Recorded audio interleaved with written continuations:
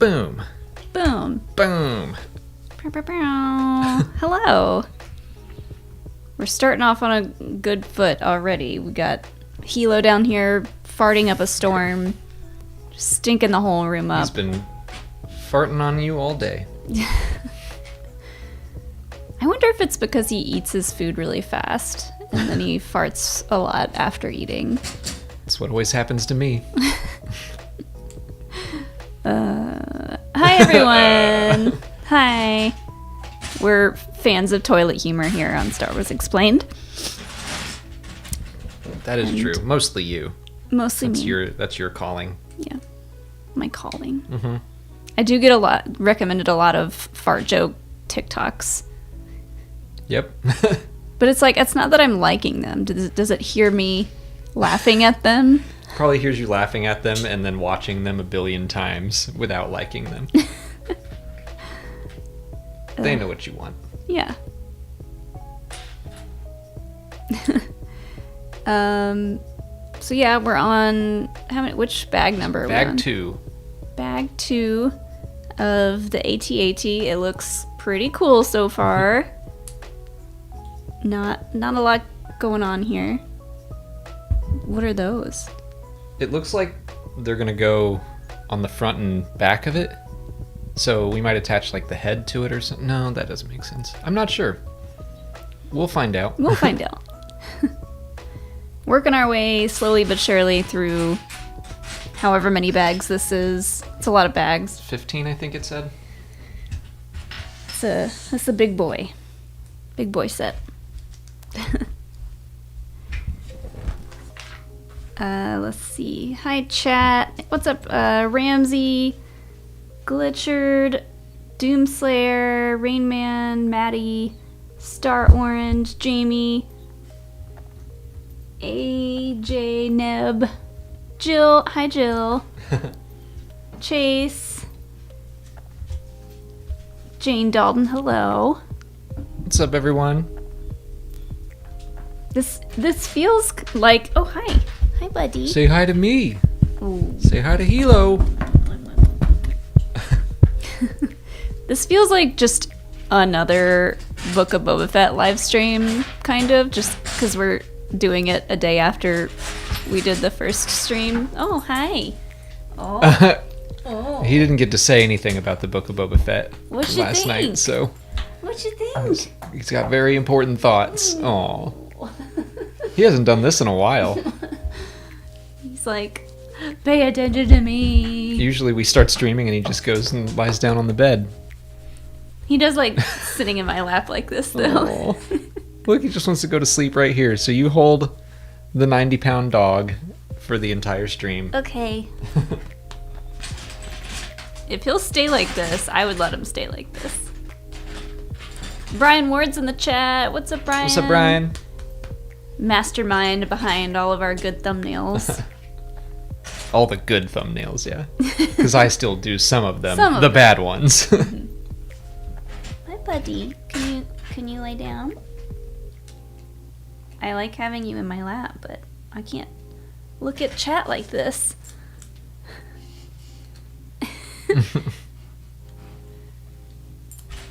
Cool, now go get Pippin.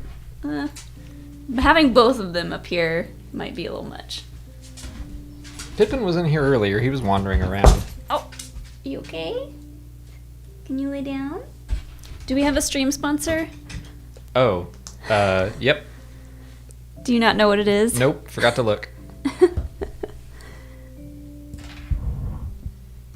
Well, Stall. Stall. That's basically my job on the channel, is to stall. The dog should have a mic. Yeah. I wish he did. If he did, he would just fart a lot in it, knowing that it would make me laugh. Alex, where did you get your shirt? This was from Out of Print? Yeah, it's from Out of Print. It came with the Rising Storm. Oh yeah, it's got like the High Republic Jedi. I've gotta go look over here.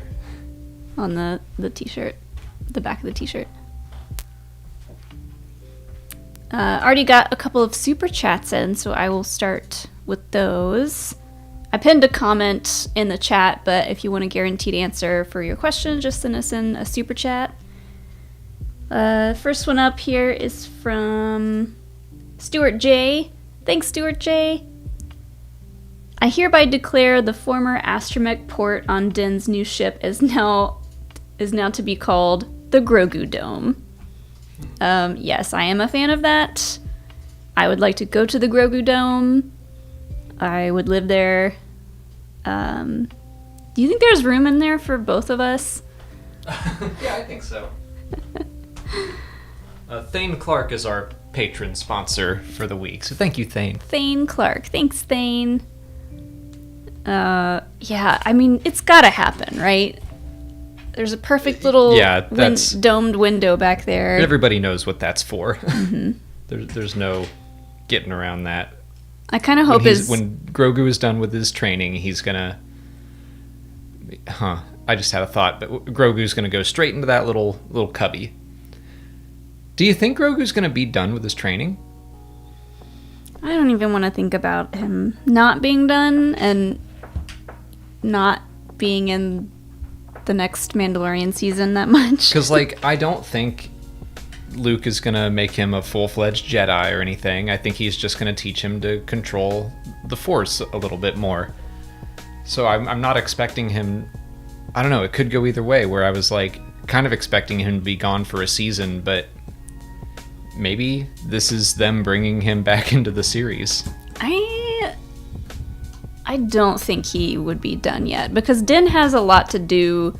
I agree. To continue his story that, I feel like Grogu, as great as it would be to have him around again, Grogu would just be a giant distraction for him, and he would just be going back into dad mode. He's got to, figure himself out, figure out this Darksaber situation. I just want to say that I'm proud of you.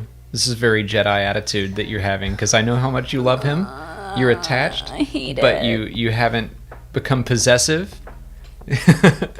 You're willing to let him stay off for a little while for the betterment of Din and the show. Yeah, whatever. I've come a long way. Personal growth, blah, blah, blah. Blah, blah, blah. I wonder if his ears are going to be too big to fit back there, so the edges are going to be down like this in the dome. It would be cute. So many cute things are going to happen with him in that ship. It'd be funny though if Din showed back up and was like, hey, I just came to drop this off, and Luke is like, no, take him with you. I'm done with him and his shenanigans. He is a terror. Yeah.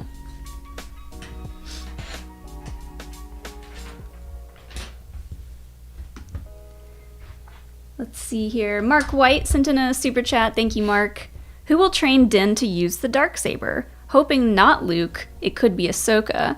But who I really want to train him is Sabine. That would be cool. That would be nice, yeah. I like that. We saw her training with Kanan in Rebels, and you just recently rewatched that episode and found a cool little connection there with the Darksaber. Yeah, great episode.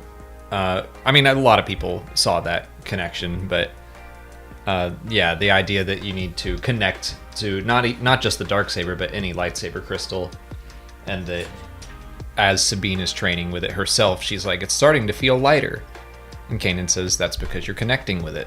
Mm-hmm. So Din needs to basically learn to accept what the Darksaber stands for, so that he can actually use it, which I love that. But yeah, the whole training thing is and congratulations everyone in chat, you're gonna get a preview of our Q&A. That's always the case. That's the custom with these LEGO streams. You guys always get a little preview of what we just talked about. But yeah, I don't really see him needing training for the saber specifically. He knows how to fight with a spear and a sword and a blaster. He knows melee combat, yeah. Yeah, he more needs to mentally connect with it and accept his destiny.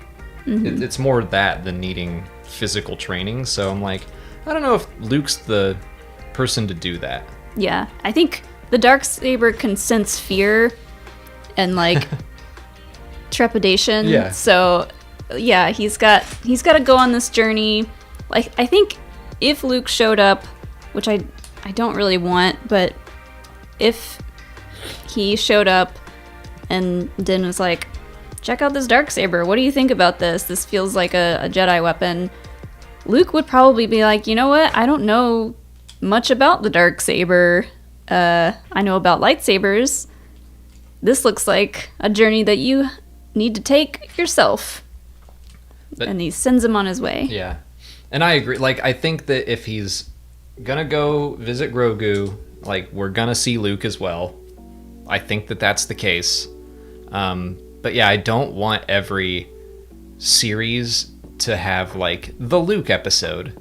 You know, I don't want them to lean on Luke too much, or any of the legacy characters.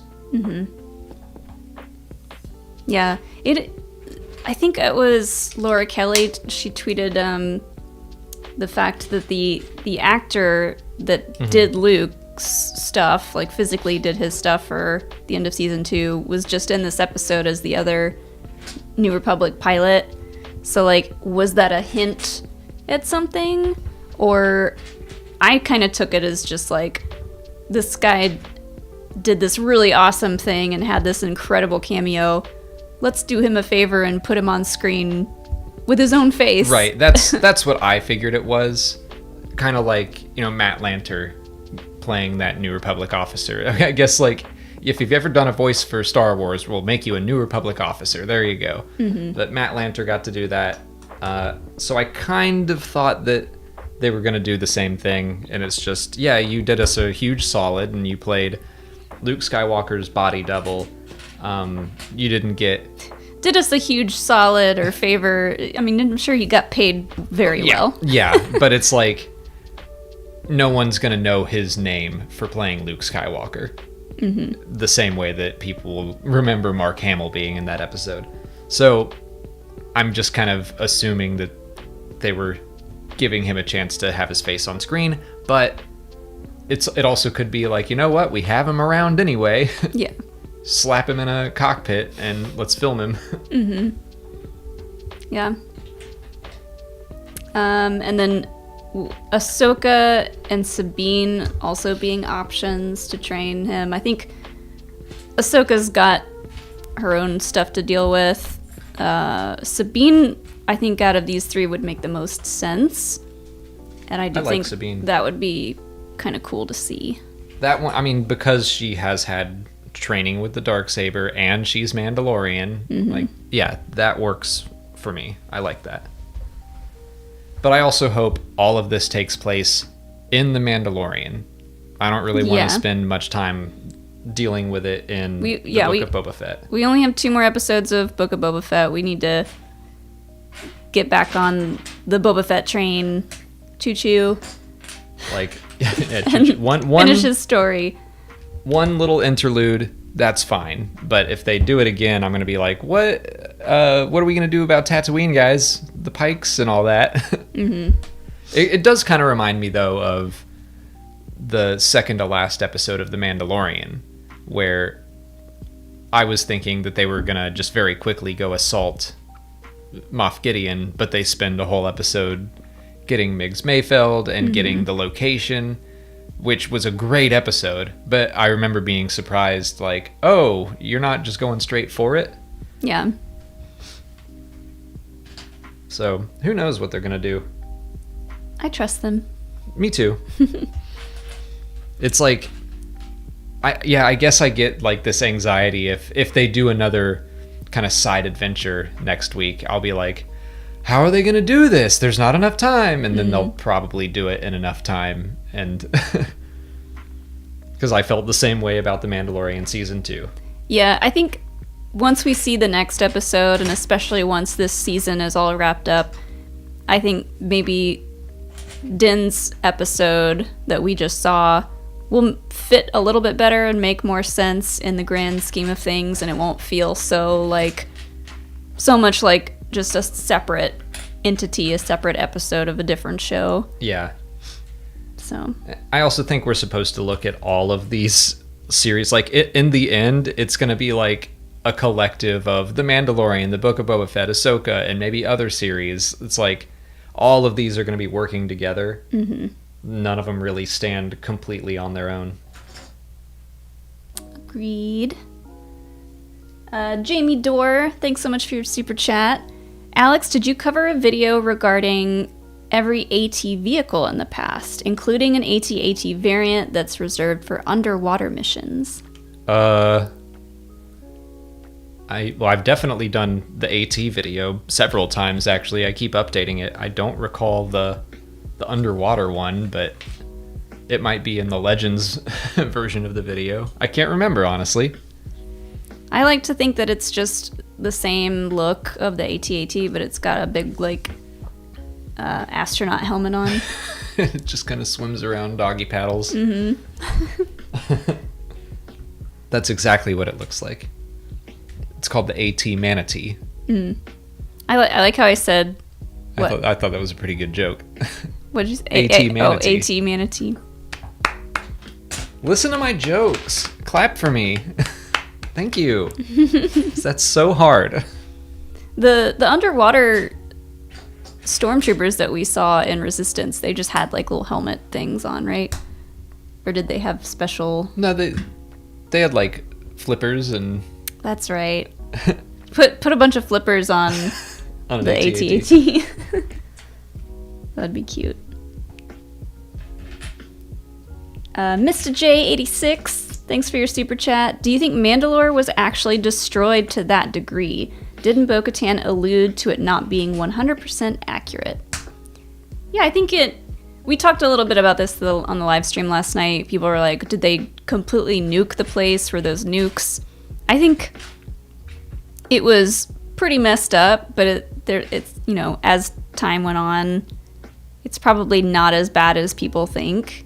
And I definitely think what Bo-Katan said was alluding to the fact that things there aren't as bad as people think. Yeah, I mean, it's possible that what we were shown isn't reality, because that's kind of like the armorer telling Din what happened. So there could be an unreliable narrator kind of thing going on. Mm-hmm. But for now, I'm taking it at its word. I don't think those were nuclear bombs specifically. I think that it could still be habitable, but like they just killed a ton of Mandalorians. They blew up their capital. But it might not be a cursed planet the way they say it is. That I think they will be able to return to Mandalore at the end of this series. Yeah, I think so too. And I'm really interested to see what kind of stuff is going to be there. Like, we've talked about the possibility of a mythosaur being there. And... Din's going to ride a mythosaur. It's going to happen. All right. She said they were only in Legends. I don't buy it. I think that's a clue. Din rode a blurg. Get your magnifying glass out. Din rode a blurg. Boba Fett's probably going to ride a Rancor, and Din's going to be like, well, I'll one-up you and I'll ride a mythosaur. And there's probably, there could be several creatures in between that they keep trying to ride. Yeah. Because mythosaurs are huge. Jane Dalton, thanks for your super chat. Do you think that Quinlan Voss might have hidden out on Dathomir after Order 66 to be near where he buried Asajj? Oh, God, that's sad. Jane. Maybe. That would have been cool for Cal Kestis to run into him, if that were the case. Yeah. I don't know. I'm going to say no. Like, maybe he went there for a little bit, but if Quinlan were there, I don't think he would have let Taron Malicos do what he did. And, like, take over Dathomir by force, killing the Night Brothers and all that. Yeah, probably not. I wonder if he could be, like, going and visiting it every once in a while. Do you think we'll ever get to see him again?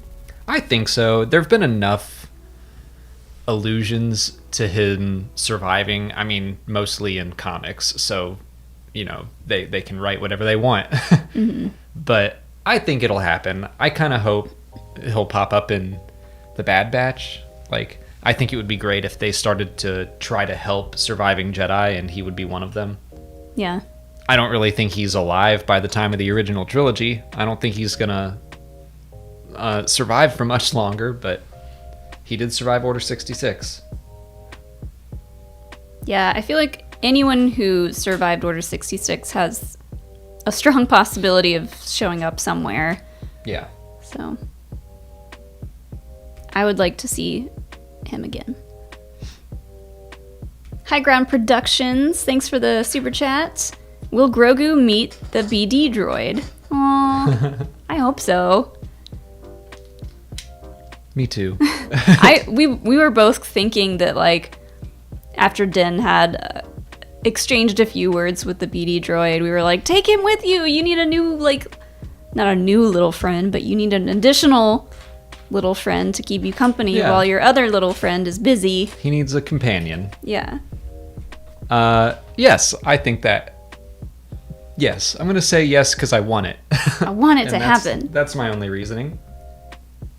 And it's the only reasoning I need. It was cute too, and you could see that Din is still growing as a person, because originally he was like, oh, I hate droids, I don't do droids. But, like, he was working pretty well with the little BD droid, and he told him thanks, and that's a good point. They were getting along well. I kind of forget about how he used to hate droids, and then, like, IG-11 turned him around on that. But well, that's the thing that Peli said. Like, I figured with your disposition, you wouldn't want the astromech thing there. Right, and I had, like, until she brought that up, I was like, that just hadn't even entered my mind. And I was like, oh yeah, that's right. He doesn't like droids. I just assumed he got over that once he met IG-11. Yeah. Star Orange 36, thanks for your super chat. Do you think the Armorer and Bo will meet? Yes. Yeah, I think that sounds like a confrontation I would like to happen. Just waiting to happen. I hope they meet. I hope they fight. Like, I think that would be badass.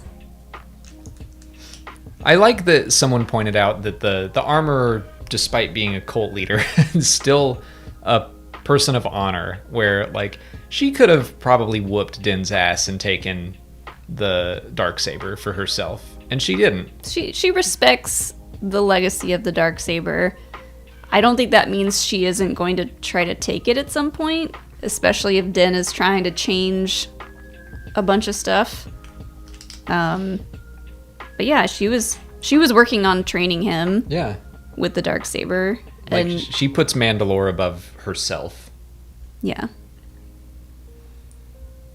Yeah, I don't know. It'll be interesting to see what kind of part she'll play, and Bo-Katan, in the next season.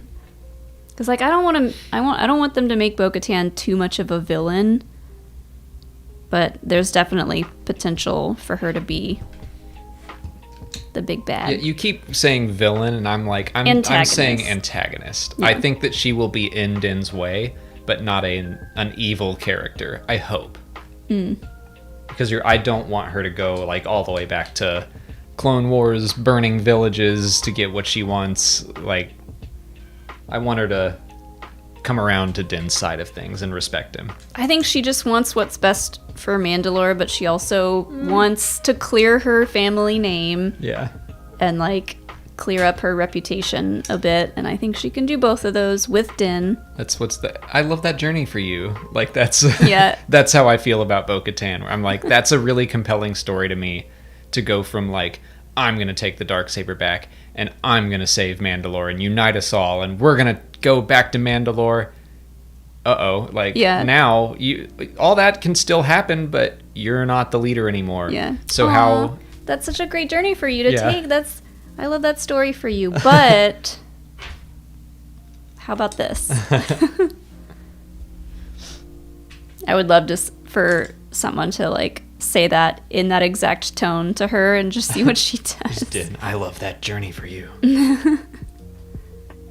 Yes, queen. He cocks his helmet to the side.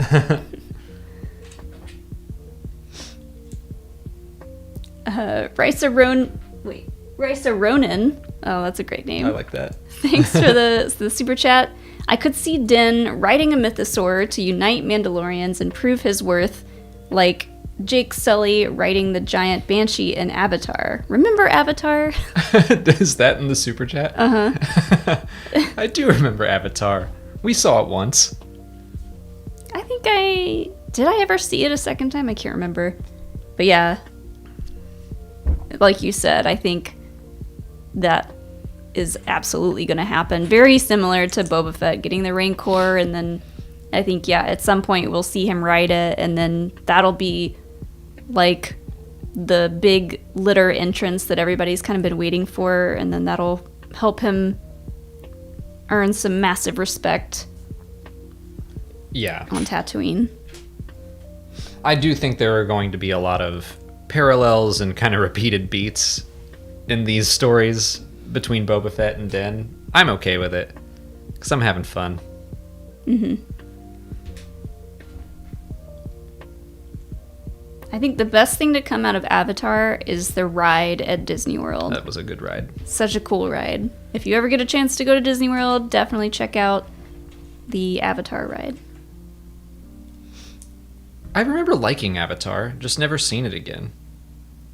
It was okay. Like, I remember everybody was like, oh, it looks incredible in 3D, and I still don't like 3D movies, and at the time, you know, it was like this big deal, and I went, and I saw it in 3D, and I was like, this gives me a headache, it's too much.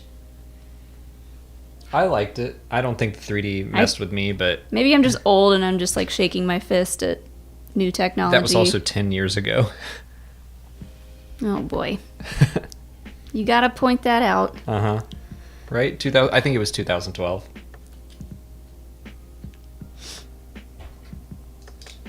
Yeah. Man, that's when we got married. That was forever ago. Oh, then maybe it was before that. Was it 2009 or something? I think it was before that. Oh, man.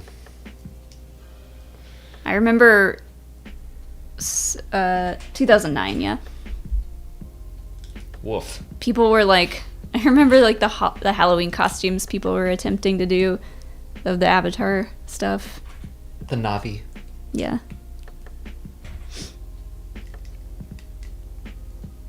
Lightspeed Bear, thanks so much for your super chats. Hey guys, I think your recent Book of Boba Fett deeper dive content has been some of your best work. Really thoughtful and interesting. Keep it up. Thank you. Thank you. We've really been going hard at dissecting this show, and for me, I think part of it is that I loved the first season of The Bad Batch, but it didn't give me a lot of like meat and potatoes to like get into and dissect and like just ponder about. And I think this show is definitely giving me that, and it's doing a lot of unexpected stuff with places and characters that we know already, like Boba Fett, the Tusken Raiders, Tatooine. It's kind of going in a direction that I wasn't expecting, so... Same. And yeah, Bad Batch... That just makes it way more fun to talk about. Yeah, and like Bad Batch is a lot more direct, because it's for a younger audience, or at least accessible to a younger audience. It's like the same way the Clone Wars would, at the start of every episode, be like, here's the theme. Here's what this episode is about, and the lesson we're trying to teach you. Yeah. It's a lot more fun as an adult, I think, to try to figure things out. And yeah, I've been trying to do that a lot more, inspired by our friends at Force Center and Joseph Scrimshaw and all of his amazing analysis, the first analytical video we did for the first episode was Joseph, who it was all of his ideas, and he wrote it and did the voiceover, and I just edited it. But like, he immediately made me see the show for what it was, because I was a little bit like, I don't know about this Tusken Raider stuff is kind of weird, and then I listened to him and I was like, oh, this is cool. I still, like, the last episode was great and had a bunch of really cool, fun stuff in it, but the second episode is still my favorite of the show so far, because the Tusken Raider stuff was so unique to Star Wars, and interesting. I agree. I thought the Tusken stuff was fantastic. Yeah. But we appreciate that, and I hope you guys are really enjoying I it. really, really appreciate hearing that. Jane Dalton with another super chat here. How does Han override the controls on the Falcon when he retakes the Falcon from Rey and Finn in Episode 7? Retakes the Oh, like when he captures the ship? Because basically they shut the ship down and then the Eravana swallows it up. Uh-huh. It gets caught in the tractor beam, doesn't it? Well, first, like, he locks them out of the system. He's got all the cheat codes for the Falcon. I figure he knows the shit backwards and forwards, so he probably has some way to get into it. It's like Duquesne stole it from him, and if he could have just found Duquesne, then he would have been able to override the controls and take it back. Yeah. Han is like Fonzie. He knows just where to hit the Falcon to make it sing. So, yeah. Oh, Jane says they say the controls are overwritten. Yeah. I figure, yeah, like you said, cheat code. That works for me. Mm-hmm. This doesn't work. What is this?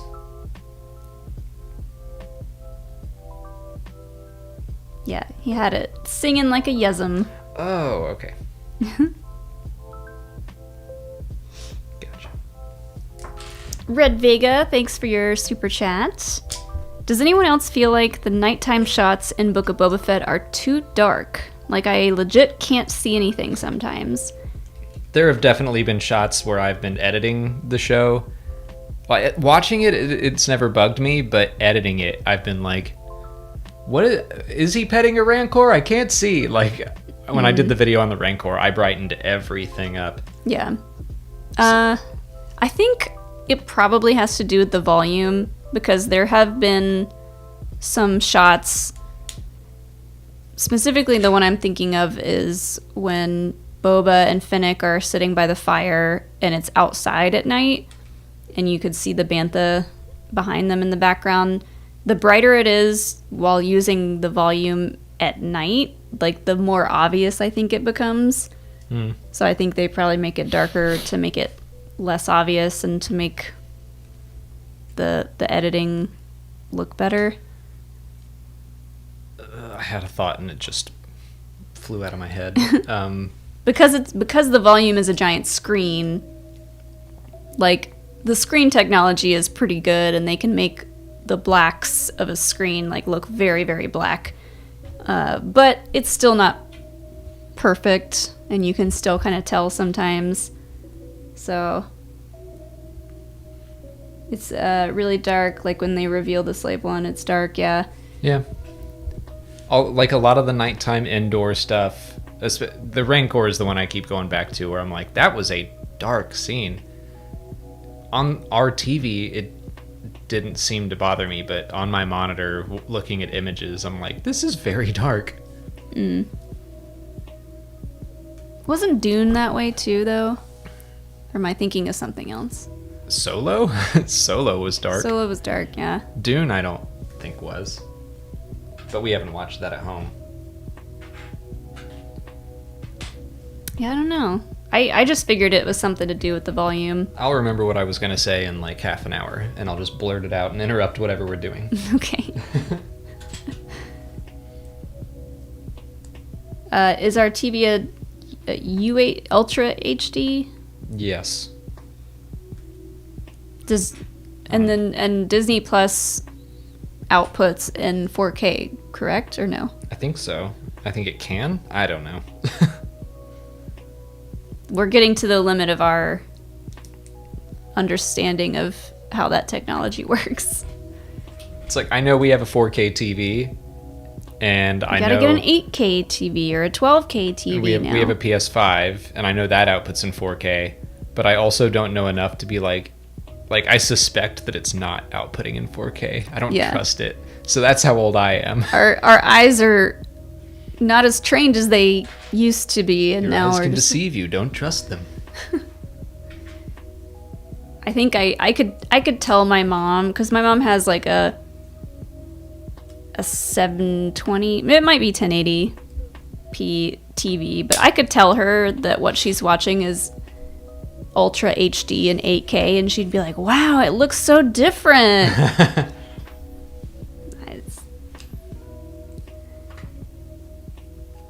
Sometimes HDR settings can affect brightness. Yeah, some TVs have like an automatic thing that adjusts, but I think we've always turned that off. Well, that's the frame rate thing.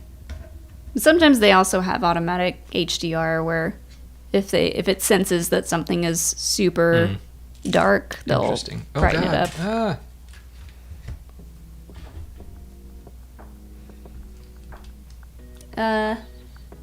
More Moth Haunts, thanks so much for your super chat. I think it was just a super sick sticker that was a fox saying good luck. Thank you. That's good luck. Don't miss any pieces this time, idiot. That's what that means to me. Yeah. So far, so good, I think. Not that I'll be able to tell until I get to the end and realize I missed 4 things. Mm-hmm.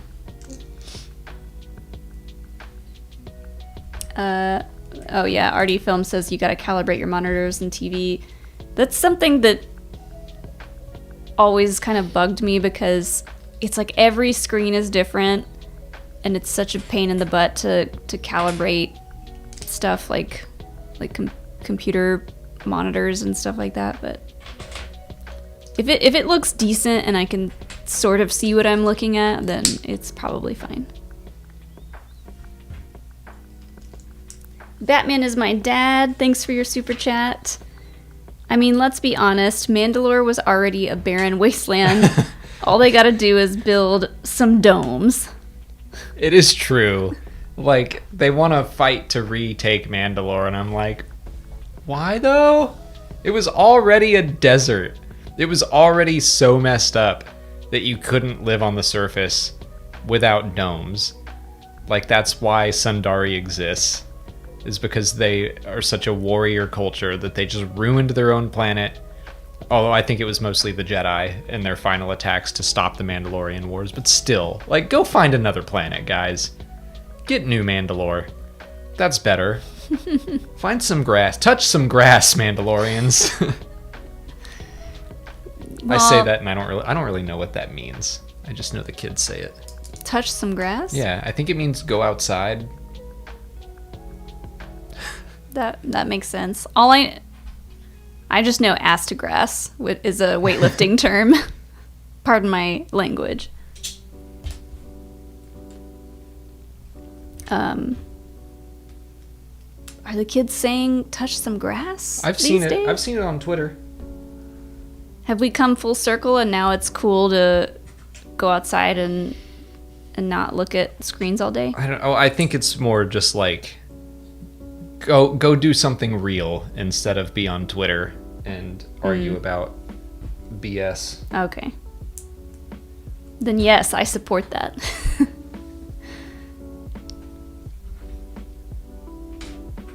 I think I might be completely wrong. That's what I think it means. Oh, Jill sent in a super chat. Jill, you can just text me. I'll talk about your question. Do you think we'll get more live-action BD droids in the future, possibly even Cal, or was this a one-time nod? Give me all the BD droids. Yes. I don't want to get my hopes up on Cal.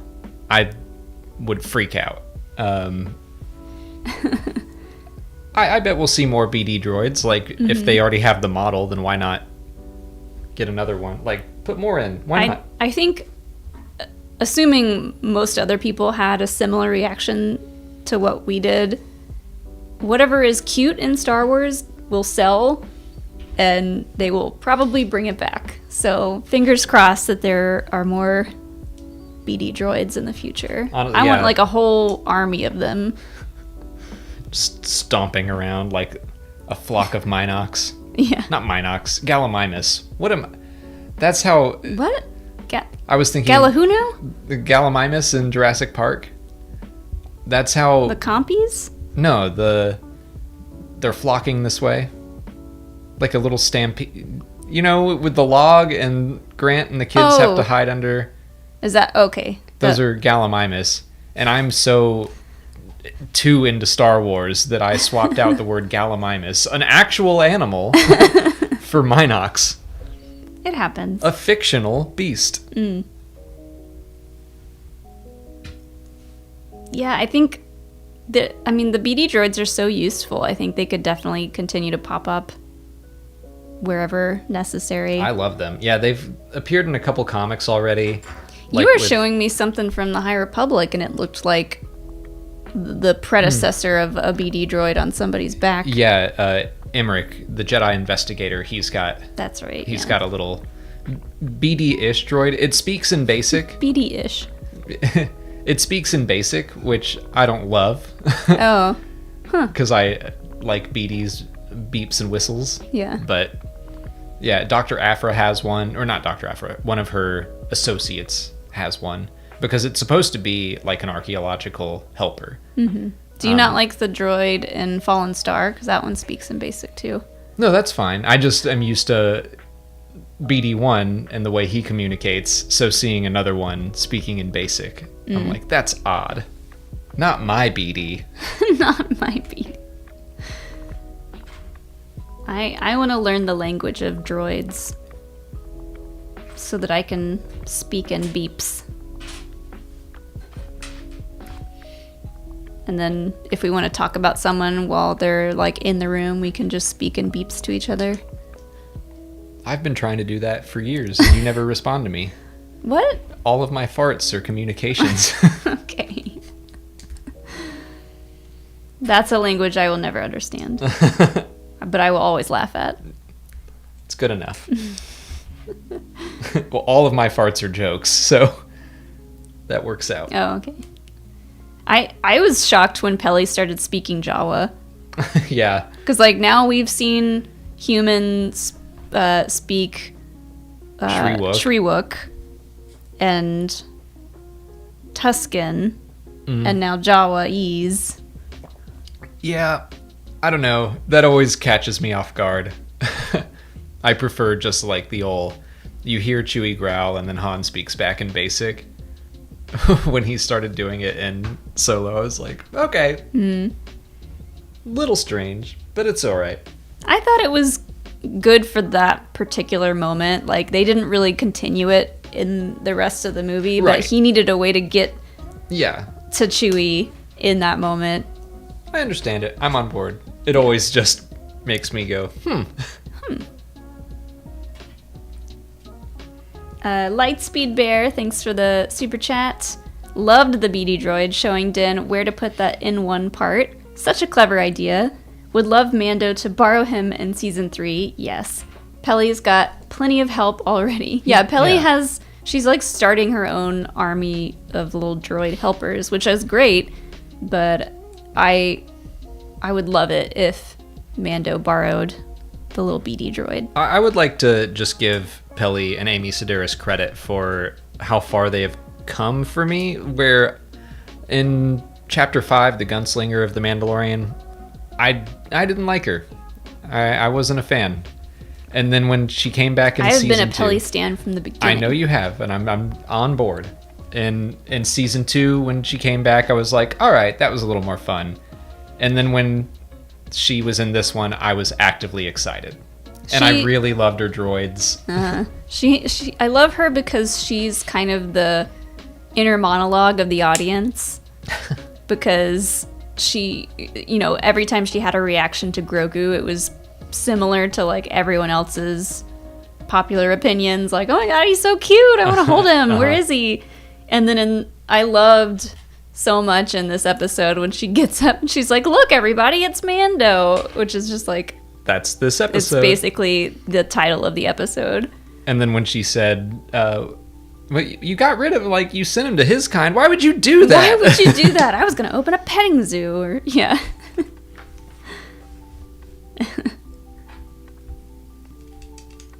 Yeah. Peli got a lot to do in this episode. I do think she went on a little bit too long about all the different ship parts, but I'll allow it because she's funny. Batman is my dad. Thanks for another super chat. I think the armorer is backing Din because she can use him to establish the cult planet-wide. Ooh, that's a good point, because, like, she's kind of been manipulating him the whole time. Yeah, it's like maybe everyone knows her, and they're like, we know what you're about. But if Din comes in and he's like, hey, everybody, this is the way. This is the way. Everyone will believe him. The armor. See, man, it's a man's world. The armorer knows that despite how cool she is and how badass she is and how good at fighting she is, she's like, I need a man to get this point across and to take back Mandalore. Bo-Katan was the leader before that, and Duchess Satine was the leader before that. Although I will say... Are you saying they are bad leaders? No. I was saying I think Mandalore is more open-minded than you're giving them credit for. But I don't know that the armorer would need that much help, because I think most of the survivors of the Great Purge are part of the Children of the Watch, or Death Watch at least, because she said, we survived because we were on Concordia. And I love that, because I'm like, oh, you're leaving out a whole lot, lady. Like, you survived because you were exiled to Concordia, because you were crazy. So, like, a lot of the survivors of the Great Purge are probably members of Children of the Watch, or Death Watch, or similar groups. I'm trying to think of, like, a real-world scenario where, like, something like that would happen and only the crazy people would be left. I don't know. I don't know either. I'll think of something. Something will pop into my head. Mold, thanks for your super chats. With Din being no longer a Mandalorian by creed, is he still worthy of the Darksaber as a non-Mandalorian no matter what duel he wins? Parentheses, Paz Vizsla. Maul had it, and pre-Vizsla followers were loyal to him. I need you to reread that. So, Din is, according to the creed, Din is no longer a Mandalorian. Is he still worthy of the Darksaber, and will people still follow him because of that? I mean, and, like, no matter what duel he wins. I think so. Eventually. I think that this was a finicky little piece here. Like, I think that part of the lesson of this series is going to be that there isn't, one right way. There's no one way to be a Mandalorian, that everyone can chill out and have different beliefs. So I think that if he can convince other Mandalorians of that, then he gets to keep the Darksaber and he can lead Mandalore. Yeah. It is kind of weird that they just, like, accept whoever has the Darksaber, not having seen the battle. Yeah. Which is, like... Just, like, showing up, be like, hey, look what I have. I killed a man for it. Like, okay. And that just, like, makes me still really curious as to how Moff Gideon got it. Which, by the way, I loved the fact that they brought him up and said that he's with the New Republic, like, being questioned. I can't wait to see him again. Hopefully we will. Oh, yeah. I think he even said he would be in Season 3. Giancarlo did. I don't think they're going to drop him as a villain or anything just because he got captured. I like the idea that he gets even more screen time because he's with the New Republic. Do you think he's being cooperative? In a way. I mean, he seems like the kind of guy that can tell you the truth, but in a way that it hurts. And in a way that will make people rethink things.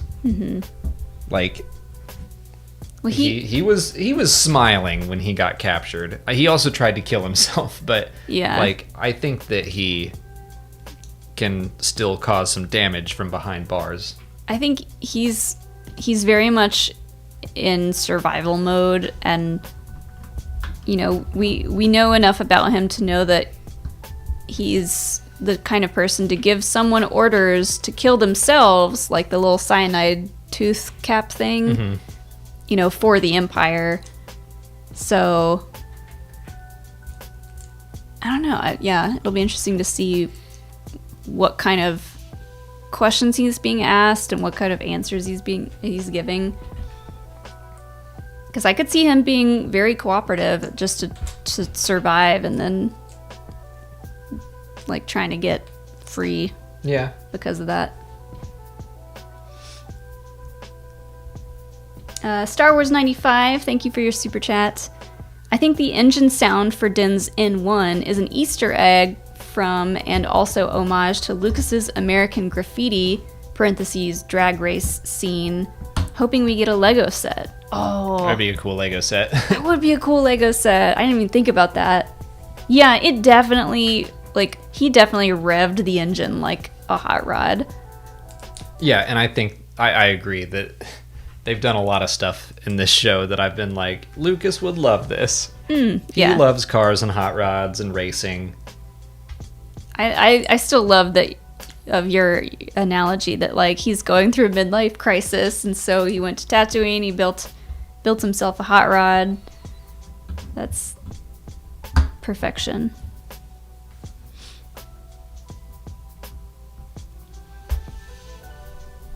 Red Vega, thanks for your super chat. We need Space Bee Gees and Max Rebo to collab. The Space Bee Gees? Mm-hmm. Like the Bee Gees, but for space. Was that in this episode? Was there more music in this episode? I feel like there was, especially on the ring station. Yeah, I think there was. Yeah, in the like little casino area. Yeah. Wait, was there elevator music? If there wasn't, then I'm just imagining that because I think that would be funny. I can't recall. Yeah, give Max Rebo all the collabs. He's a superstar. I think that's funny that what Justin Eckertslatter last night pointed out, that we've probably got more Max Rebo screen time in this than we did in Return of the Jedi. Yeah. I mean, same for the palace, especially. We're seeing all the nooks and cranny inside the palace, and we're seeing the kitchen.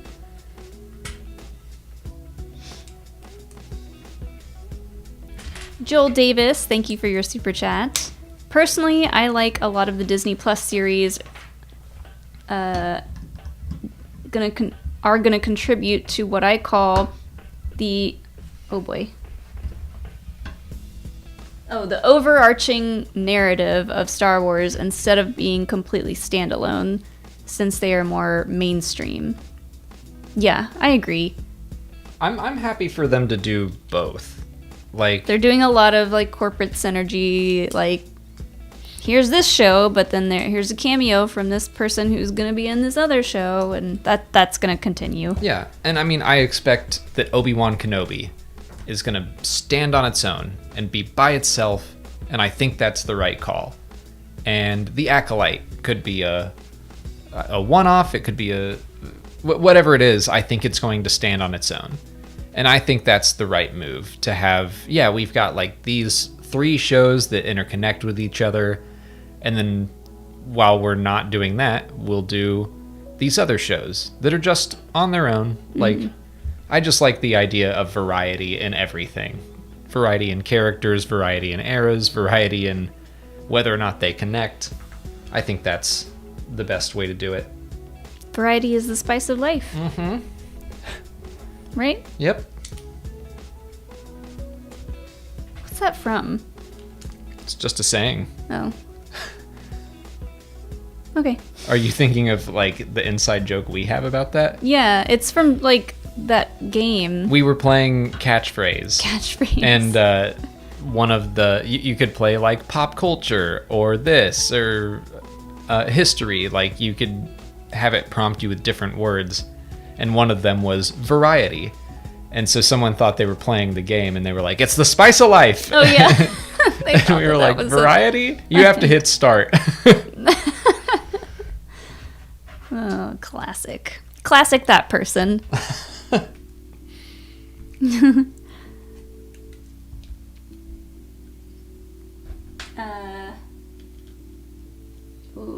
butcher this name, Ryan Vandale? Vandale? I think that says Vandale. Sorry if I butchered your username. Thank you for your super chat. What did you think of the new LEGO Star Wars footage? Oh, the game. Looks like it's going to be the best LEGO game yet. The open world looks really promising. Yeah, it looks cool. I'm very excited. I've never been like super into the LEGO games as just I've enjoyed all of the Star Wars ones that we've played. But I'm happy that so many people are excited about it. I'm like, yes, I'm definitely going to play this, but I'm not freaking out about it. Mm-hmm. But I think it's going to be fun to play and stream. Yeah, I think because it got delayed so many times, I'm even more excited for it that it finally got announced and we got to see what it looks like. But it does look like the best one yet. And yeah, the open world concept is going to be really cool, and I'm very excited to play that on the channel. We'll probably do some live streams of us playing it together, and then I don't know, maybe edit those down or something.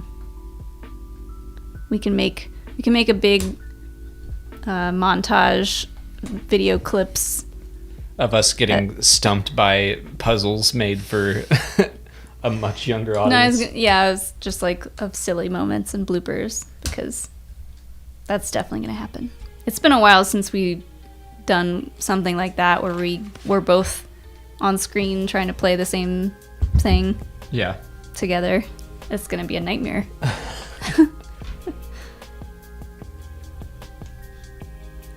Boxanadu, thanks for your super chat. Are these characters in Star Wars with conditions akin to autism? Are there characters in Star Wars with conditions akin to autism and Down syndrome? And how did the Empire treat them? I don't think they've ever done anything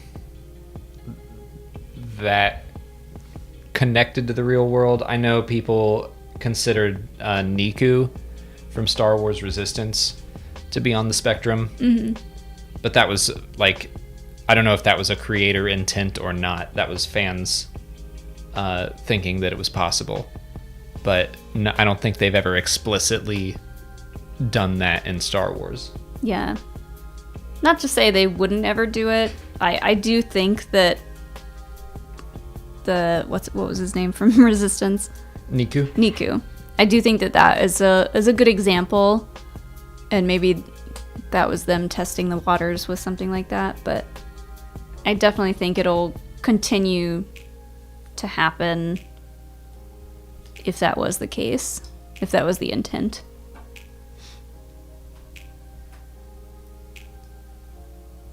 Where am I? Bakey, thanks for your super chat. Episode 8 of Book of Boba Fett comes to an end. The camera pans over to BD and it suddenly jumps onto the shoulder of a poncho-wearing man, cut to black. Yeah, I'd love it. Yeah? I'd be excited for more Cal, but... And then coming soon to Disney Plus, Cal Kestis. I mean, I think they're going to keep Cal's story. Well, we got to wait and see. We got to wait and see what Fallen Order or Star Wars Jedi 2 is. If it's a continuation of his story, or if it's going to be an anthology series or what. Mm-hmm. I kind of think they're going to stick with Cal and crew, but we don't know. Yeah, a lot of people thought that because they released the title in the way that it just said Star Wars Jedi, was like, oh, maybe it's not anything to do with the first movie, but I think that they're just trying to keep the title of the sequel hush hush.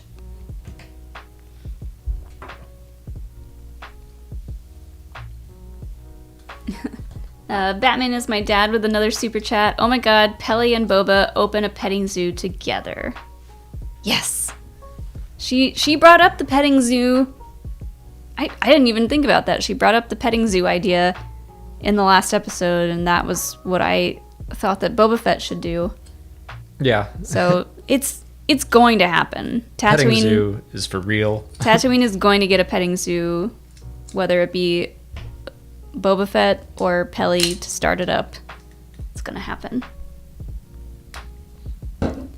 Nick Shade, thanks for your super chat. Wait, so did the armorer convince Din not to take his helmet off for Grogu again? Will he show his face or hesitate on his visit? Oh. I don't think so. I don't think Din walked away from that encounter thinking like, oh, I never should have taken my helmet off. What if now he's like, now's my chance, and he's like, he just keeps it off until he goes to atone? Maybe. He's like, well, I'm already screwed until I go back to Mandalore, so yeah, might as well. That would actually be pretty fun.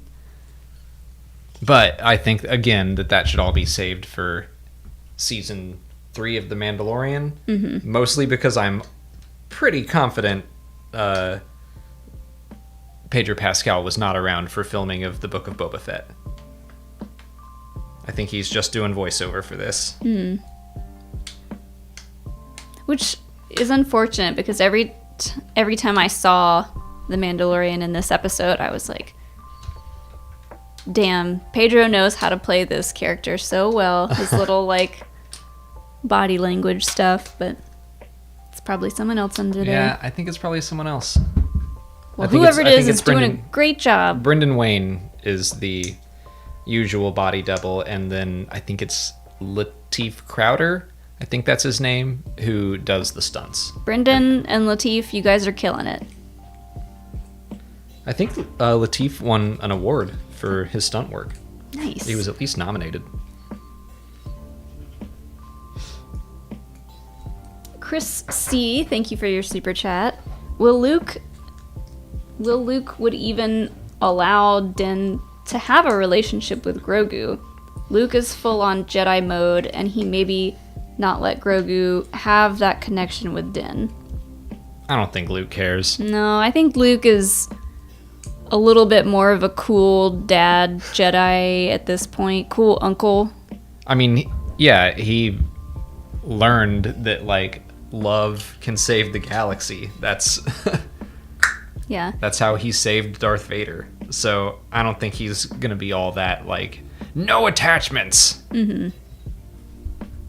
I think he's a little more bendy of the rules, for sure. And because then, you know, all that leads to him, quote unquote, letting Ben Solo down, and then that's when he is like, screw everything else, I'm gonna go hide on Octo because I'm not worthy.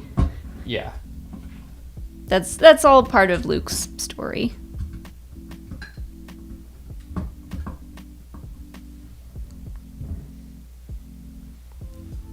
Plus, I just finished bag 2. Is Luke gonna be the one to stop Din from seeing Grogu again? I don't think so. Yeah. Din's gonna be like, I may not be able to pick up this Darksaber, but I'm gonna try. Because I gotta see my boy. Joel Davis, thank you for your super chat. I think Kenobi will stand alone, but still contribute to how we see the movies, especially episode 3 and 4. Sure, yeah. Okay, that's a fair point. That, like, very few Star Wars stories are going to stand completely on their own, devoid of anything else from the films. But I think that they're not going to connect to the other series. Mm-hmm. I think just about any Star Wars story, even if it didn't connect to the original trilogy, it still might give you a different understanding of the original movies or the prequels or whatever. Yeah. The Acolyte might give me a new understanding of the High Republic. Yeah. Yeah, all Star Wars is going to have stuff that someone is going to say as fan service or as too connecty, but it all has that connective tissue. That's what Star Wars is. Mauled, thank you for your super chat. Your video about Tatooine's oceans reminded me that Sabine did say to Ezra in season 4 about Mandalore, once upon a time, these plains were covered in grass. Glad to learn about planetary changes in Star Wars. Yeah. Huh. That's a fun parallel. That, like, yeah, Mandalore and Tatooine used to be like nice planets to live on. Normal, and then people come along and do what people do and just tear stuff up. We don't know what Tatooine's canon story is yet. Yeah. So it might be different, but yeah, that's interesting that like Boba Fett, and that's just another parallel between Boba Fett and Din, which I do think is on purpose. If not, they just got lucky. Yeah. Trainer Nomad, thank you for your super chat. Do we think they're already setting up elements of the next trilogy in the material we've been given so far, or is it too soon for episode 10 hopes? I mean, I don't know if I'm in the minority here, but I'm like, we don't need an episode 10 of the Skywalker saga. Like, no. The Skywalker saga is done. If we get another trilogy, it's going to be different. If we get another trilogy, I want it to be so far into the future that well, I guess if we, sorry, I didn't mean to interrupt, but right. If we get Rey, her continuation, if she's gonna call herself Rey Skywalker, then I guess technically it's still. Oh yeah, like I can see story. A way for the Skywalker saga to continue. I just don't really want it. Like, there are so many other things we could do, and that to me is just like a. We're doing what's familiar because we know it'll make money, instead of like we're taking a risk and we're gonna expand Star Wars and we'll do the Old Republic, and that's not a big risk. Like, do a trilogy there. Enough Star Wars nerds know it that like we'll go see it. You already got us hooked with the Old Republic name. Old Republic, High Republic.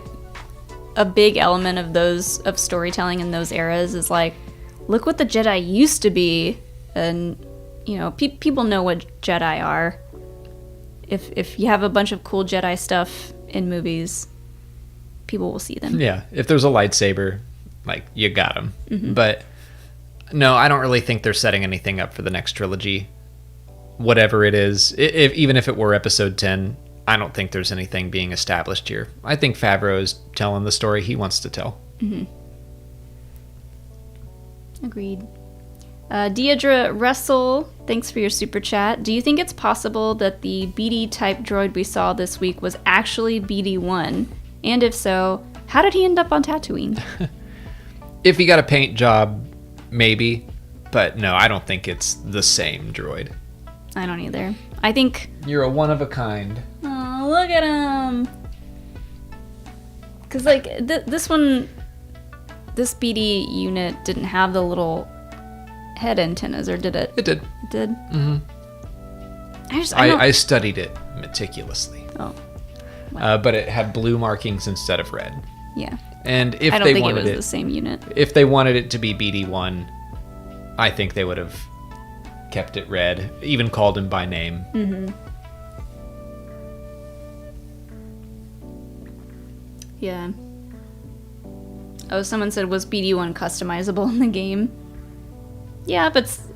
He got upgrades throughout it, but... Oh, no, yeah, he was customizable. Yeah, you could give him different paint jobs. I never did it, though. I liked red. I'm dumb when it comes to cosmetics. Like, I barely ever change things. I changed my lightsaber quite a bit, and I gave Cal the pink poncho for a while. But I mostly just get attached to the original costumes. So, Cal, you looked like boring old Cal on my game. Unless he was wearing his pink poncho. Yeah, if he wanted to, put a little pizzazz on it. Yeah. What would Tan say about your choices to just stay... Put that poncho in a French tuck. Yeah.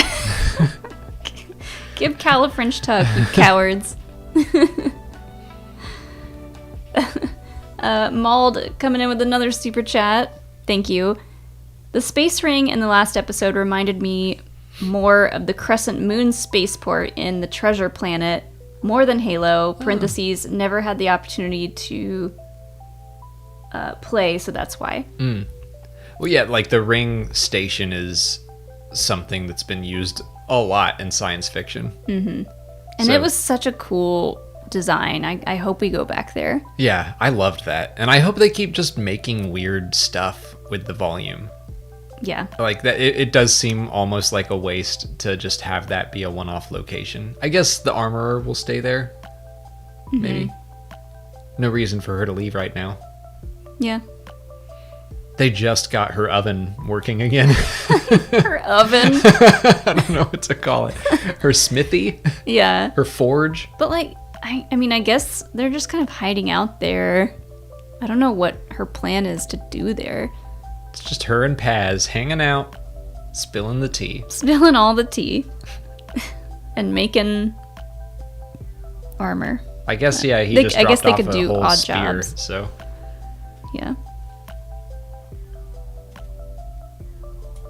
Cully Ace 18, thank you for your super chat.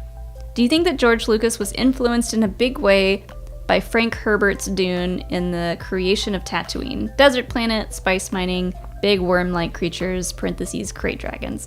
Absolutely. Yeah, 100%. Star Wars stole so much from Dune. In fact, I think you did a video. I did do a video on it right when Dune came out. Yeah. Yeah, I've got a video... What did I say? It was like everything Star Wars. I can't remember if I said it nicely or straightforwardly. Is a little I think harsh. I think that's what I titled the... Borrowed. No, I said took. I think I said everything Star Wars took from Dune. And there are, like, I read the book for the first time before the Dune movie came out, and I took so many notes where I was like, holy cow, this is so Star Wars. It's not just the similarities between Tatooine and Arrakis, the Bene Gesserit. I mean, even the themes and the messaging and the philosophies, they all kind of line up. Yeah. And Star Wars was not the first and definitely not the last to borrow a lot of those ideas. I mean, Dune is like considered to be one of the great science fiction works of all time, that kind of like Lord of the Rings, where we were watching the Wheel of Time and making a checklist of like all of this is in the Lord of the Rings. Yeah, you can connect a lot of sci-fi stories back to Dune. Yep. When are we supposed to get the Dune sequel? Probably not for like 3 years. I mean, they just announced it. I know, right? All the coolest stuff is in the second part of the book. Yeah, I didn't mind the movie. It didn't blow my socks off, but I'm glad I read the book. I do want to see more. I think reading the book made me like the movie more. Yeah. Jay Bell, thank you for your super chat. We're just about to wrap up here. Are bounty hunters still able to track Grogu with tracking fobs? P.S. Thank you both for being positive forces in the fandom. Thank you. We still don't really know how tracking fobs work in Star Wars, but I think Din does know how they work, and if he had anything to do with it, he would have figured out a way to get Grogu off the grid. I feel like at the end of season 1, I can't remember why or how, but I feel like that danger was settled. Maybe it was Grief coming back onto Din's side, because he was part of the Bounty Hunters Guild, so he may have removed the bounty or something. Yeah. I don't know. The tracking fob thing... Oh, and also the client died. I mean, Moff Gideon is obviously still out there, but the client is who set the bounty in the first place, so maybe his death ended it. But then all those bounty hunters started to show up on that Sorgan. Right, I'm place. saying at the end of season 1. Oh, okay. So maybe he was the one to cut that connection. Yeah, I think that for some reason I'm thinking that by the end of season 1, the bounty wasn't a thing anymore. The child wasn't in danger. But I can't remember any specifics. I guess we watched The Mandalorian. We gotta do a watch.